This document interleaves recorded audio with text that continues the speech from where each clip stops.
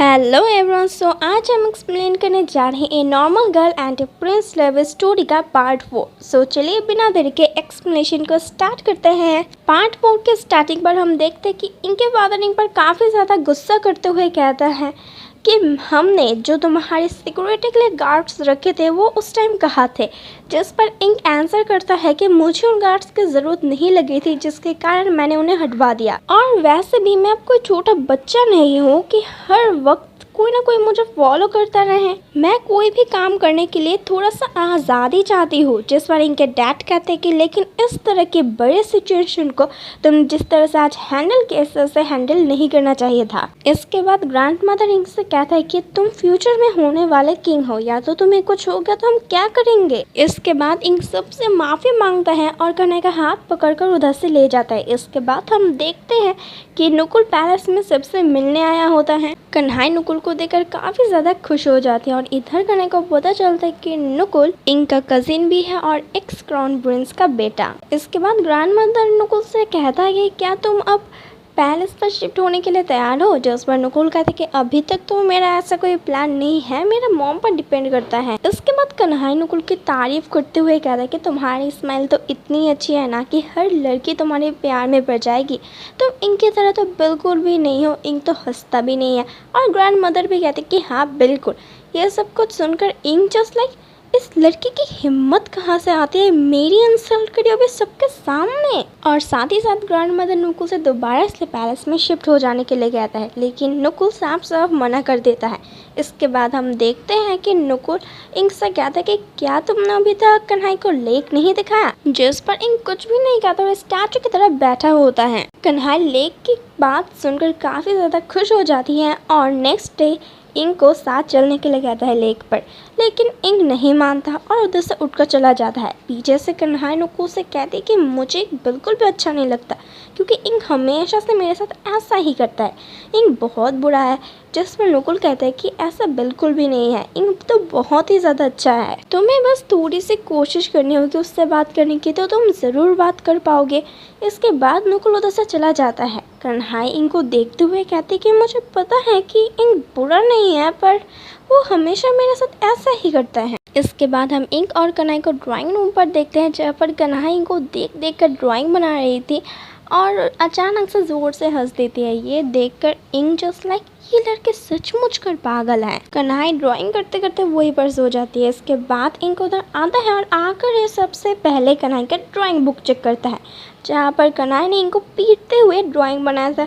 ये देखकर ink just like ये मेरे साथ ऐसा कैसे कर सकती है। इसके बाद इंक कन्हैया को ब्लैंकेट ओढ़ता है, लेकिन अचानक से कन्हैया की गर्दन पकड़ लेती है और उसे पीटने लगती है अपनी ड्रीम समझकर और बहुत ही ज़्यादा खुश हो रही होती है। एंड यहाँ पर इंक का चेहरा देखकर लग रहा था कि वो यही कह रहा है कि ये पागल लड़के मुझे छोड़ो। थोड़ी देर के बाद कन्हैया उठ जाती है और देखती है कि इंक चेयर में बैठे बैठे सो गया है। इसके बाद कन्हैया इनके पास जाती है और जाकर उसे ब्लैंकेट ओढ़ देता है और कहता है कि मुझे नहीं पता था कि तुम्हारी लाइफ इतनी मुश्किल है। मुझे अब समझ में आ रहा है कि तुम्हारी लाइफ कितनी मुश्किल है तुम्हारे साथ रहकर, और अब से मैं तुम्हें समझने की पूरी कोशिश करूँगा और तुम्हारी हर मुश्किल पर तुम्हारी साथ भी देने की पूरी कोशिश करूँगा। लेकिन अचानक से इंक अपनी आंखें खोल लेता है और कहता है कि तुम इधर क्या कर रहे हो। इसके बाद वो उसे उठकर चला जाता है और कन्हैया तो शॉक्ड होती है। उसे समझ में नहीं आ रहा था कि क्या इंक जगा हुआ था, क्या उसने उसकी सारी बातें सुन ली थी। चेक करने के लिए कन्हैया इनके हेडफोन को अपने कान पर लगाकर देखती हैं, लेकिन वो देखती है कि उस पर कोई भी म्यूज़िक नहीं बज रहा था, यानी कि इंक ने उसकी सारी बातें सुन ली थी। नेक्स्ट मॉर्निंग कन्हैया का मेट इनको बताती है कि पैलेस पर कहीं पर भी कन्हैया नहीं मिल रही थी। आज कन्हैया ड्राइंग करने बाहर जाने वाली थी, लेकिन जब मैंने मॉर्निंग पर उठकर उनके कमरे में गया तब मैंने देखा कि कन्हैया वहाँ पर नहीं है। ये सुनकर इंक परेशान हो जाता है और अपने पूरे गार्ड्स के साथ कन्हैया को ढूंढने के लिए निकलता है। कन्हैया वहीं पर सो गई होती है ड्राइंग करते करते। इसके बाद कन्हैया उठकर देख लेती है कि इंक उधर है तो वो चुपने लग जाती हैं, लेकिन इनके हाथ कन्हैया का स्केच बुक लग जाता है। जिसके बाद वो समझ जाती है कि कन्हैया यहीं पर है और वो स्केच बुक खोलकर देखता है कि उधर कन्हैया ने अपने पेरेंट्स की पिक्चर बनाई थी, यानी कि कन्हैया अपने पेरेंट्स को बहुत ही ज़्यादा मिस कर रही थी। और जब कन्हैया देखता है कि इनके हाथों पर उसकी स्केच बुक है तो वो गुस्सा हो जाती है और दौड़कर इंक के पास जाकर उसके स्केच बुक को छीन लेती है और कहती है कि क्या तुम्हें थोड़ा सा भी मैनर्स नहीं है कि दूसरों को चीज़ों को बिना पूछे हाथ नहीं लगाना चाहिए। जिस पर इंक कहता है कि दूसरों को ब्लेम करने के पहले ना खुद को देख लो ज़रा। मैनर्स, हाँ मैंने भी देखे तुम पर कितनी मैनर्स है, पहले से गायब होने को ही मैनर्स कहते हैं, है ना। और कन्हैया को सॉरी बोलने के लिए कहता है, जिस पर कन्हैया कहती है कि हाँ मानती हूँ मुझसे गलती हुई है, लेकिन माफ़ी मांगने वाला काम मैंने नहीं किया। जिस पर इंक कन्हैया को वार्निंग देते हुए कहता है कि दोबारा से तुमने ऐसा किया ना तो तुम बचोगे नहीं। और कहता है कि क्या तुम्हें ज़रा सा भी गिल्टी फीलिंग नहीं हो रही कि कोई तुम्हारे लिए परेशान हो गया था। जिस पर कन्हैया कहते हैं कि परेशान कौन, क्या तुम मेरे लिए परेशान हो गए थे। जिस पर इंक कहते हैं कि दिन में जगते हुए ना सपने मत देखो, मैं भला क्यों तुम्हारे लिए परेशान होऊंगा। ये सुनकर तो कन्हैया गुस्सा हो जाती है और इनके पैर पर जोर से मारकर उधर से भागने की कोशिश करता है, लेकिन इंक उसे पकड़ लेता है और इसी खींचातानी में इंक कन्हैया के ऊपर गिर जाता है। कन्हैया इंक को उठने के लिए गया था उसके ऊपर से, लेकिन इंक कहते कि तुमने गलती की है, अब तुम्हें सज़ा मिलेगी। और कन्हैया को किस करने के लिए आगे बढ़ता है, लेकिन कन्हैया उठ जाती है और उसे पीटने लग जाती है। और ऐसे ही शुरू होता है इन दोनों का टॉम एंड जेरी वाला फाइट। बाहर से जो लोग इसे देख रहे थे उन्हें लग रहा था कि शायद इन दोनों के बीच कुछ चल रहा है, इसलिए ये लोग चुपचाप उधर से चला जाता है। इसके बाद इनके पास मिनी का फ़ोन आता है और मिनी इंक से कहता है कि कल मेरा लास्ट राउंड है कंपटीशन का, इसके बाद मेरा ड्रीम पूरा हो जाएगा, तुम अभी क्या करे हो। जिस पर इंक कहता है कि मैं अभी कुछ इम्पोर्टेंट काम के लिए बाहर आया हुआ हूँ। लेकिन तभी मिनी फ़ोन पर कन्हैया की आवाज़ सुन लेती है और वो शॉक्ड हो जाती है। इंक कन्हैया को चुप होने के लिए कहता है। इसके बाद हम मिनी को देखते हैं जो शॉक्ड होती है और अचानक से मिनी का एक एक्सीडेंट हो जाता है, जिसके कारण मिनी अब और कंपटीशन पर हिस्सा नहीं ले पाती और इसी कारण से उसका ड्रीम भी अधूरा रह जाता है। इसके बाद हम देखते हैं कि हर एक टीवी चैनल पर ये न्यूज़ फैल जाती है कि इंक ने रिपोर्टर को पंच मारा था सिर्फ के सिर्फ मिनी के लिए, अपना पुराना प्यार के लिए।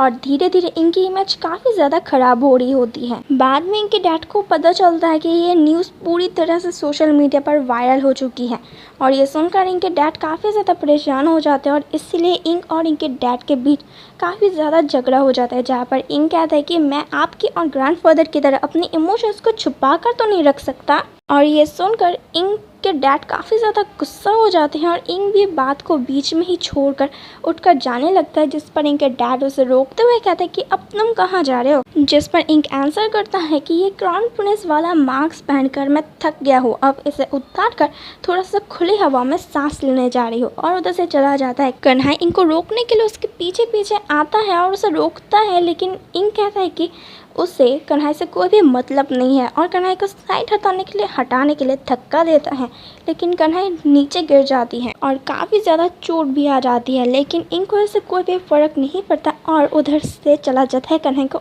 ऐसी ही हालत में छोड़कर। इसके बाद हमें पता चलता है ये सब कुछ किसी और ने नहीं, किसाना नहीं किया था, अपने एक पुराने दोस्त जिसका नाम है पार्किंग। पार्किंग एक बहुत बड़े कंपनी का मालिक है और पार्किंग किसानों को बहुत ही ज़्यादा पसंद करता है, इसीलिए किसाना की हेल्प कर रहा है। नेक्स्ट सीन पर हम कन्हैया को देखते हैं जो इनके लिए काफ़ी ज़्यादा परेशान होती है और पूरा दिन कुछ भी नहीं खाती और सिर्फ इनका इंतज़ार करती है। और कन्हैया के साथ ही साथ इनकी मॉम भी इनके लिए काफ़ी ज़्यादा परेशान होती है और किंग के पास जाकर कहती है कि जल्द से जल्द इनको ढूंढ कर लाने के लिए, लेकिन इंक साफ साफ मना कर देता है और कहता है कि गलती उसी ने की है, जब वो समझ में आ जाएगा तो वो खुद ही लौट आएगा। इसके बाद हम लोगों को पता चलता है कि कन्हैया के भाई के होने के फ़ायदा उठाते हुए वो रिपोर्टर सबसे पहले कन्हैया के भाई को फ़ोन करके उससे मीठी मीठी बातें कर ये इंटरव्यू फिक्स करवाया था। और बाद में जब कन्हैया के भाई को इस बारे में पता चलता है कि उसके कारण कितना कुछ हो गया, तो वो सीधे उस रिपोर्टर के पास जाकर उस पर काफ़ी ज़्यादा गुस्सा करता है और बाद में घर आकर अपने पेरेंट्स को सब कुछ बता देती है।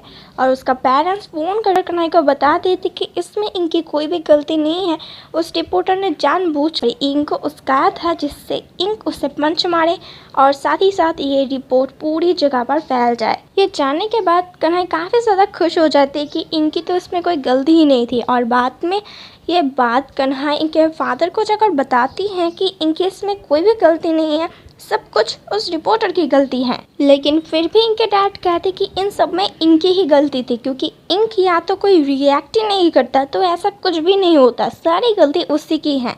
इसके बाद हम देखते हैं कि किंग और क्वीन दोनों एक इवेंट अटेंड करने जाते हैं जहां पर किसाना और नुकुल भी आए होते हैं। किसाना को इस इवेंट पर देखकर इनकी मॉम बिल्कुल भी खुश नहीं होती और ये पार्टी भी किसी और ने नहीं, किसाना की वही पुरानी फ्रेंड पार्किंग ने रखी हुई थी। ऐसे कि उस इवेंट पर मिनी भी आई होती है, क्योंकि मिनी पार्किंग की भतीजी है और मिनी को उस इवेंट पर देखकर किसाना काफ़ी ज़्यादा खुश होती है, क्योंकि किसाना को अच्छे से पता है कि इंक और मिनी एक दूसरे को पसंद करते थे, यानी कि अब किसाना मिनी को इस्तेमाल करनी थी। बाद में किसाना को पता चलता है कि प्रिंस इंक अपने पैलेस पर नहीं है और इस बात को भी मीडिया वालों को बताने के लिए कहते हैं अपने दोस्त से। और जब इनकी मॉम को पता चलता है कि इस बारे में भी मीडिया वालों को सब कुछ पता चल गया है कि इंक घर पर नहीं है, तो वो और भी ज़्यादा परेशान हो जाती है और किंग के पास जाकर बहुत ही ज़्यादा सख्ती से कहता है कि इंक सिर्फ इस राज्य का क्राउन प्रिंस नहीं, आपका अपना खुद का बेटा है, आप उसके साथ ऐसा कैसे कर सकते हैं? इतना टाइम हो गया है लेकिन इंक अभी तक घर नहीं लौटा और आपको थोड़ा सा भी फिक्र नहीं हो रहा आपके बेटे के लिए।